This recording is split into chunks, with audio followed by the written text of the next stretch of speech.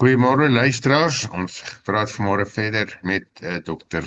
Roelie van der Spy oor sy praatjies lig, die skrif. Goeiemôre Roelie.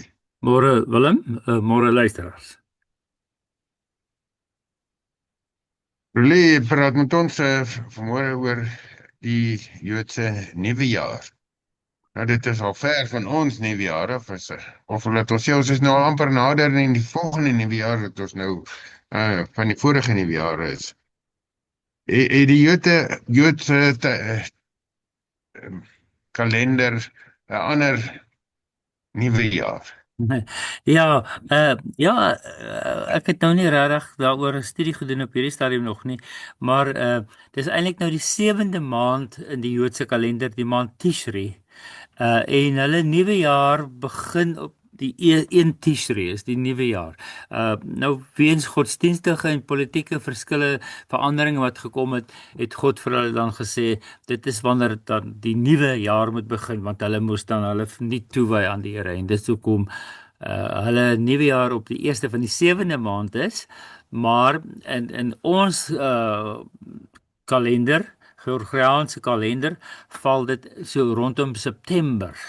So hier in die middel van September min of meer normaalweg is dit dan Joodse nuwe jaar of Bybelse nuwe jaar dan ook.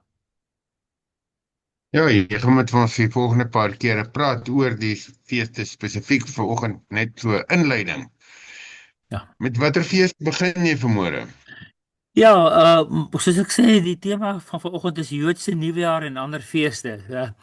Die terme wat ons dan kry in die Joodse messiaanse wêreld en in die Joodse wêreld alleen ook, is Rosh Hashanah wat dan nuwejaar is, Yom Teruah wat die dag van die trompet blaas is en Yom Kippur, die dag van versoening.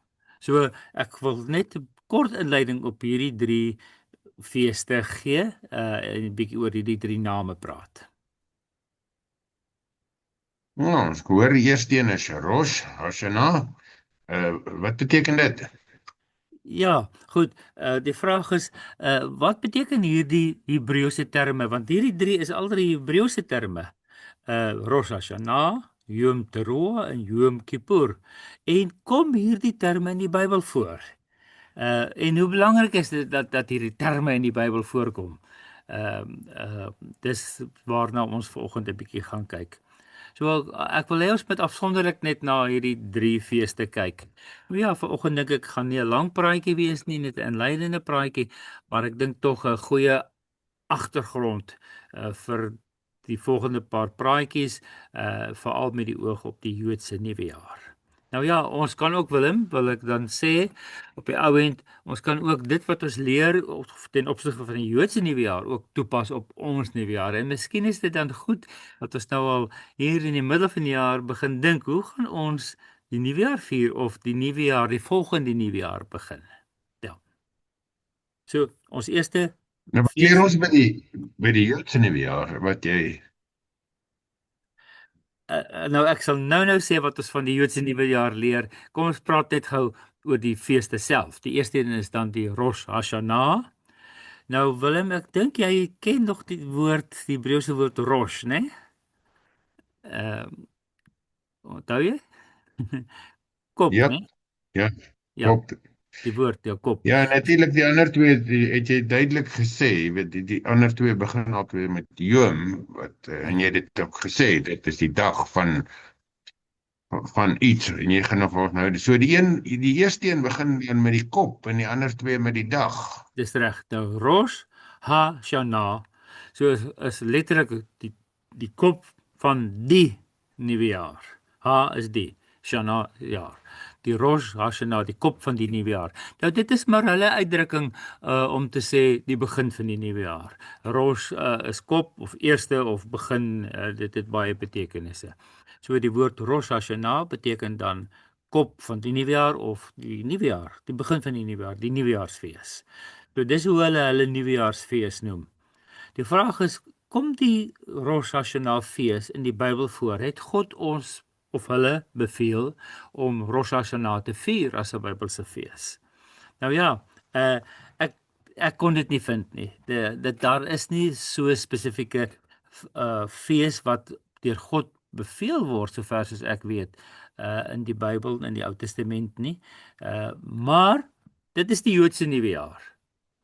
Ek dink nie God is daarteen dat mens die nuwe jaar vier nie. Ja, nou as jy nou miskien begin dink, kom doen die Jode dan? Wil ek vir jou vra, is daar 'n bevel dat jy die nuwe jaar moet vier in die Bybel? Op die manier waarop jy dit vier? En ek dink ook nie daar is nie. Maar tog vier ons die nuwe jaar. En ons bied dit aan God as ons die nuwe jaar vier. Ons dank God daarvoor. En dis ook maar wat die Jode doen. Hulle vier die nuwe jaar en dank God daarvoor dat God vir hulle die nuwe jaar gegee het. En ek dink dis nogal 'n belangrike fees in die Joodse kalender, die Rosh Hashanah. En dit is ook 'n fees wat verder strek dan net vir meeste Jode as net die godsdienstige feesviering, want dit sluit ook die gewone mense in wat nie godsdienstige Jode, toegewyde Jode is nie. Ja. So die Rosh Hashanah, die fees van die nuwe jaar, die datum van die fees is 1 Tishri. Dis die begin van die nuwe jaar, 1 Tishri. En dit is wanneer die nuwe jaar gevier word. Maar luisteraar, daar is 'n interessante ding. Daar's ook 'n ander fees in die Bybel wat God ons wel beveel om te vier. Wat op 1 Tishri is. So met ander woorde, ek kan dan sê dis die geestelike nuwe jaar wat God ons dan beveel om te hou. En die geestelike nuwe jaar word in die Hebreëus genoem Yom Teruah, die dag van die blaas. Nou, ons praat van die dag van die trompette, the day of the trumpets, maar die Hebreëus sê nie eintlik dit nie. Die Hebreëus sê eintlik dag van die geblaas.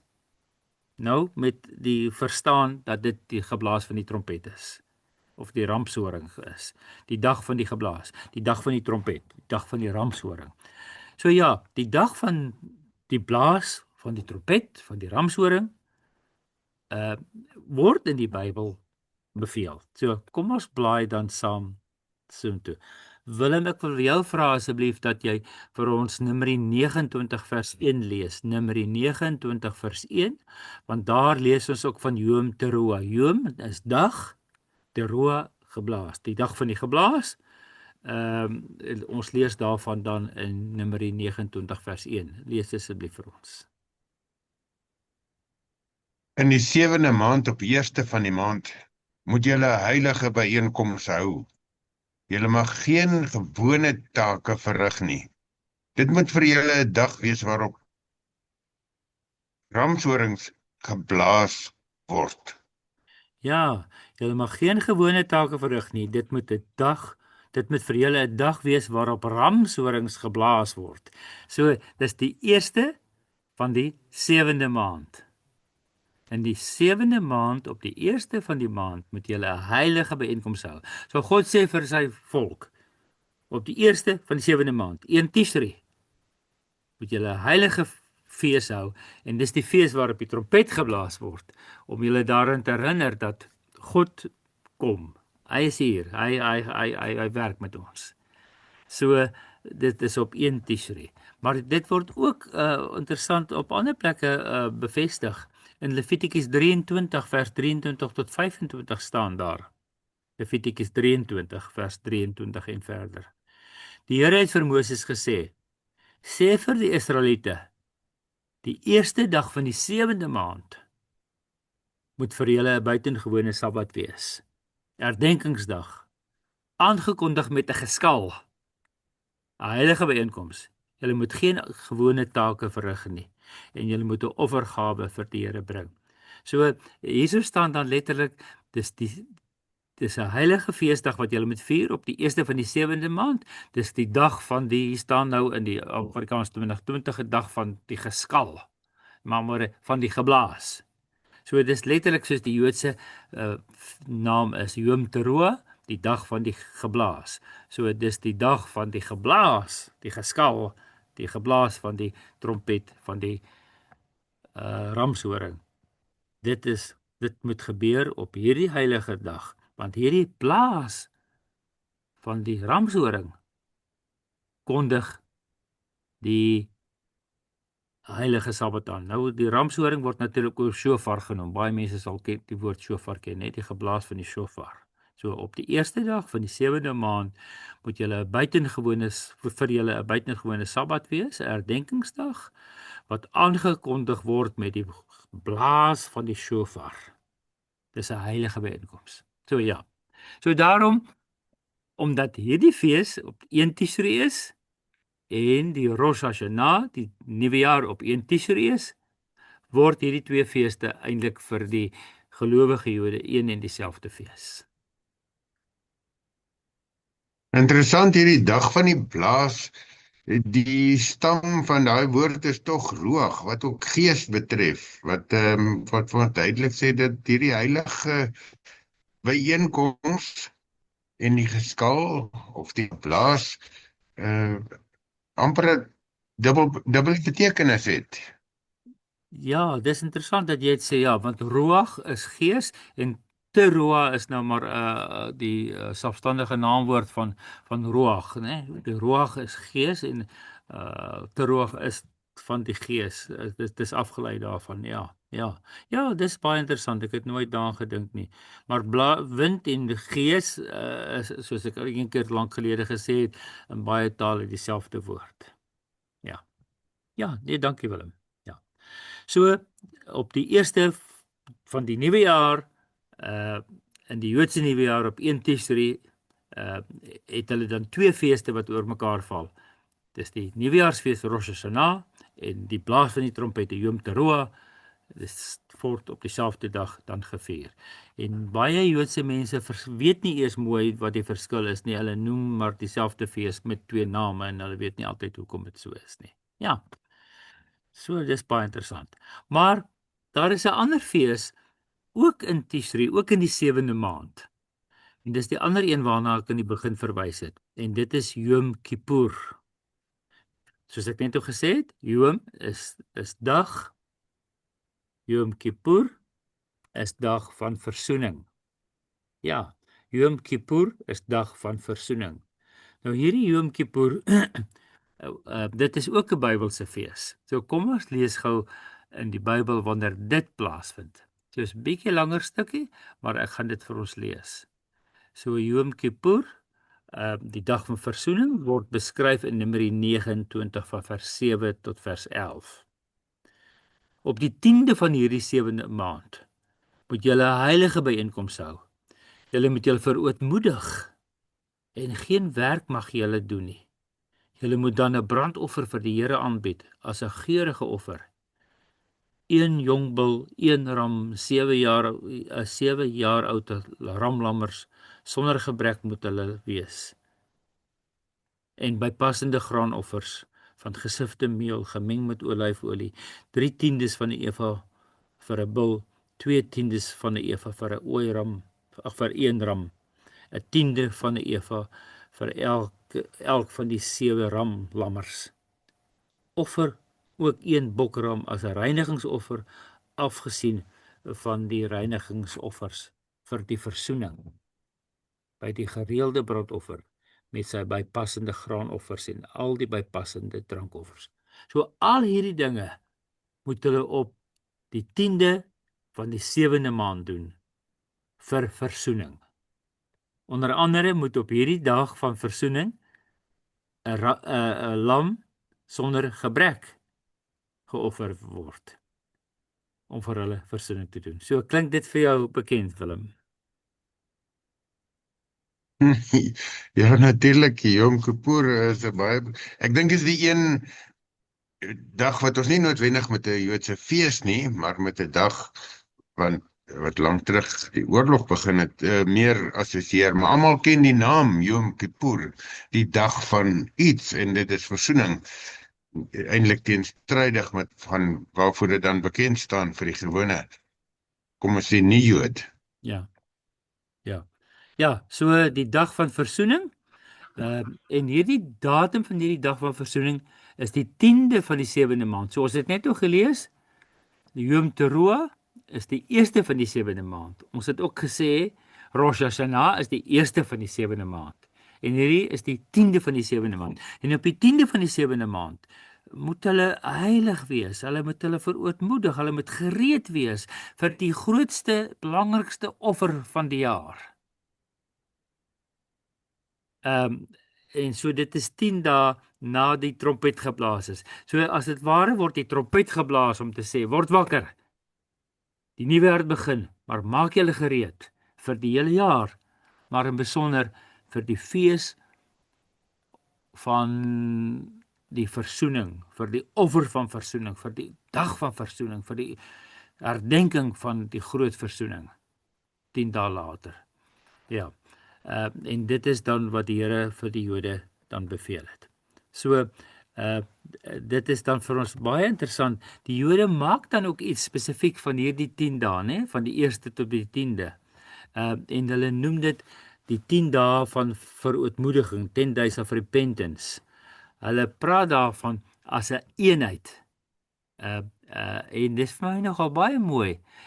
Dat dit is dan hoe hulle, vir al die gelowige Jode natuurlik, die toegewyde Jode, hulle nuwe jaar begin.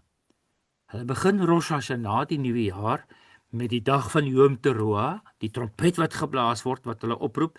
En hoekom is die trompet in die Bybel geblaas? Mense gereed te kry vir die oorlog, gereed te kry vir wat ook al. En hier is dit om hulle gereed te kry vir die ontmoeting met God 10 dae later. En dan kom hulle en sê, kom ons sonder onsself af. Kom ons vas van een of ander iets in hierdie 10 dae, tot op die dag van Yom Kippur, die dag van versoening. En daaroor noem hulle hierdie 10 dae dan, van die 1ste tot die 10de Tishri, van die 1ste tot die 10de van die 7de maand, die 10 dae van verootmoediging. En dit is nogal 'n sterk fees van toewyding onder die Messiaanse Jode in besonder, dat hulle self so toewy om gereed te maak, om hulle te vernuwe vir die nuwe jaar wat dan voor hulle lê. Ja, dit is 'n mooi gebruik. As dit nou niks anderster is nie, wys dit vir ons dat op een ding, jy weet, verootmoediging is nie van gebeur baie keer nie net oombliklik of in 'n kort tydjie nie.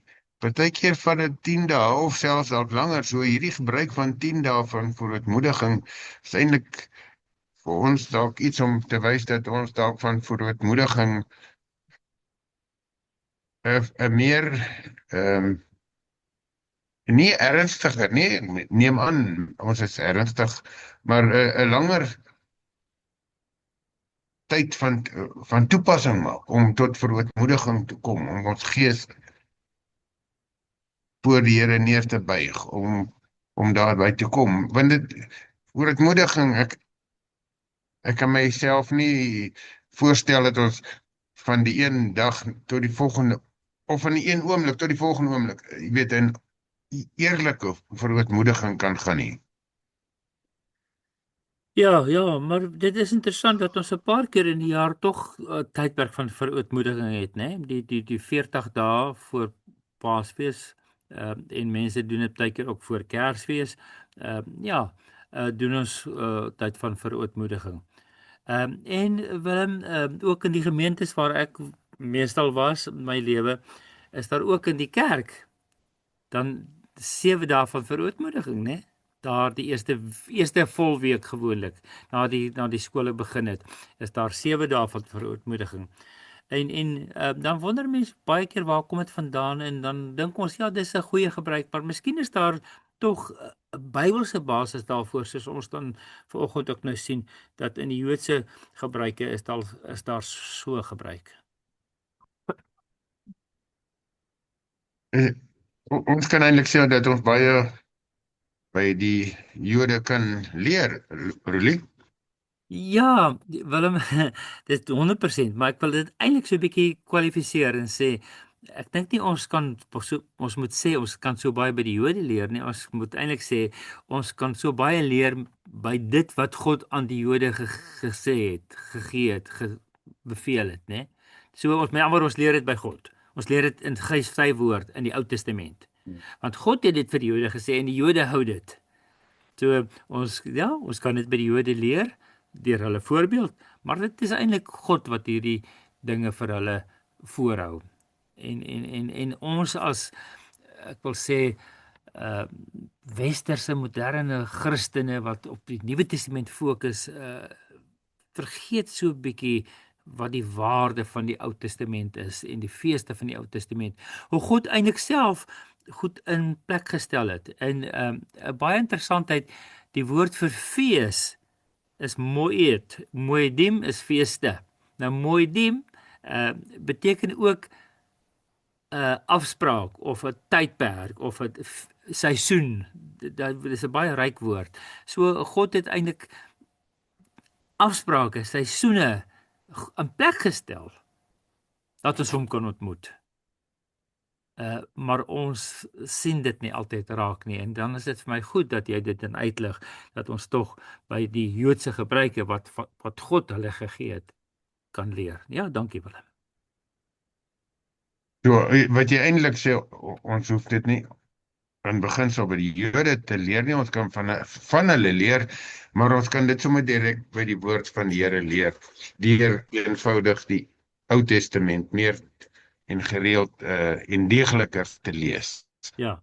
Ja, Willem, miskien is hier mense wat soos ek is nogal bietjie krities, en ek wil nie sommer net van die Jode vat wat hulle doen nie. Maar ek gaan bestudeer dit, en as ek dan sien dit wat die Jode doen het 'n Bybelse basis, dan vat ek dit ook. En mag jy, luisteraar, dan ook dit doen in jou lewe, en kyk wat die Jode doen en kyk of dit in die Bybel is, en dit dan vir jou vat en jou eie maak. Soos ook hierdie feeste van die trompet wat jou oproep om jou te verootmoedig vir die volgende 10 dae tot by die dag van versoening. En mag jy dan jou nuwe jaar ook so begin. Baie dankie. Dankie Roelie, miskien wil iemand met jou praat oor die Joodse gedagtes wat ons hier wissel, of nie die Joodse, kom ons sê die Ou Testamentiese gedagtes wat ons hier wissel, wat neerslag vind in die Joodse gebruike ook. 'n nommer en dalk 'n laaste woordjie van jou.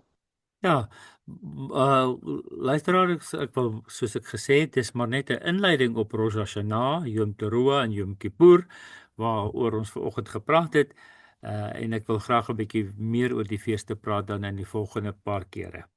My telefoonnommer is 074 419 8353. As jy graag 'n spesifieke vraag wil vra of 'n spesifieke gedagte wil gee wat ek dalk kan gebruik, sal ek baie bly wees. Kontak my gerus dan op die nommer 074 419 8353. Baie dankie. Dankie Roelie, nog selfs ons weer. Goed, ja, baie dankie. My laaste woord is dan, dis 'n mooi gebruik hierdie van die Jode, wat die Here vir hulle gegee het. Mag dit dan ook iets wees wat ons wil hou. Dink jy nie, jy moet ook so 'n tydperk in jou lewe hou, om jou toe te wy vir 'n vaste tydperk, sê maar 10 dae, sê maar 'n week, as die nuwe jaar begin nie. Dink so lank daaraan, daar's nog 6 maande oor om jou gereed te maak. Tot 'n volgende keer, seën vir een en elkeen van ons. Baie dankie.